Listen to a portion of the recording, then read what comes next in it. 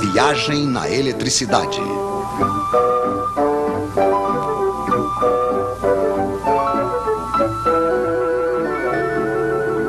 Os Três Mosqueteiros. Agora sabemos o que é a eletricidade.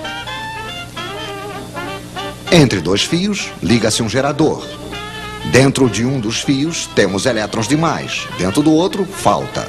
No outro lado dos fios, os elétrons passam através de um receptor, desprendendo energia. Isso faz uma corrente de elétrons. É muito simples. Infelizmente, na prática, não vemos os elétrons. E se vocês quiserem se situar nos circuitos elétricos, precisam de um pouco mais de informação, é claro. Esses senhores vão nos ajudar.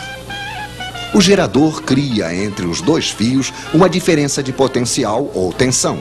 Isso é medido em volts. Obrigado, Sr. Volta. O gerador pode ser uma pilha, uma bateria de carro ou simplesmente uma tomada.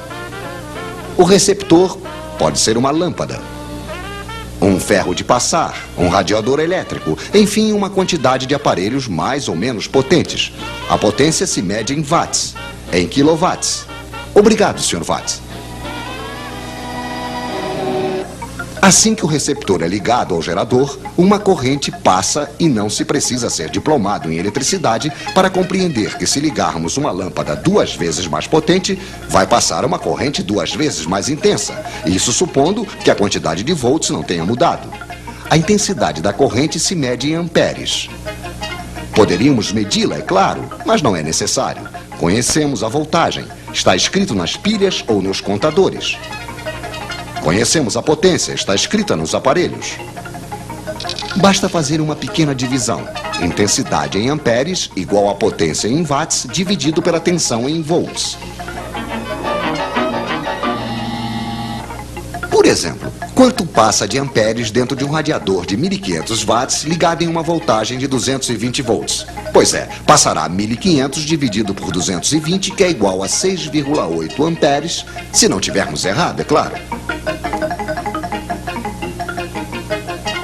Mas acho que os senhores nos prepararam um pequeno exercício. Em uma mesma tomada, eles vão ligar 3 lâmpadas de 100 watts, um radiador de 1500 watts, uma torradeira de 760 watts e um forno elétrico de 3000 watts. Problema: calculem a intensidade da corrente que vai passar na tomada. Bem, é muito simples. 100 mais 100 mais 100 mais 760 mais 1500 mais 3000. Potência total, 5560 watts. Dividido pela tensão 220, igual, senhores, igual a 25 amperes.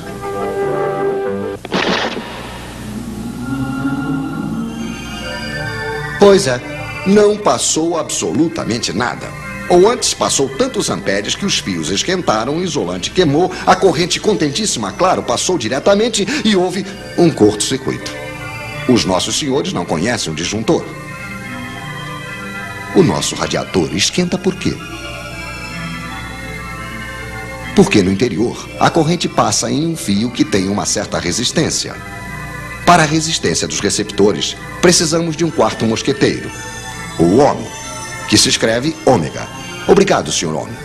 Poderíamos medir esta resistência, mas também não precisamos, pois é calculada facilmente. Resistência em ohms igual a tensão em volts dividido pela intensidade em amperes.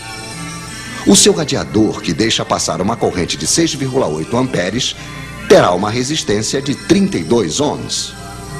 Mas é realmente interessante saber disso? Sim, pois os fios que vão para o radiador também têm uma certa resistência. Se eles são finos demais, longos demais e estão em péssimo estado, terão a mesma resistência que o radiador e vão desprender o mesmo calor que este, o que será suficiente para fundir o isolante. Moral da história: fiquem atentos para não deixar passar amperes demais em seus fios. Então retenham os nomes dos seus 4 mosqueteiros: watt, ampere, ohm, volt, e se além do mais vocês retiverem sua fórmula, estarão quase diplomados em eletricidade.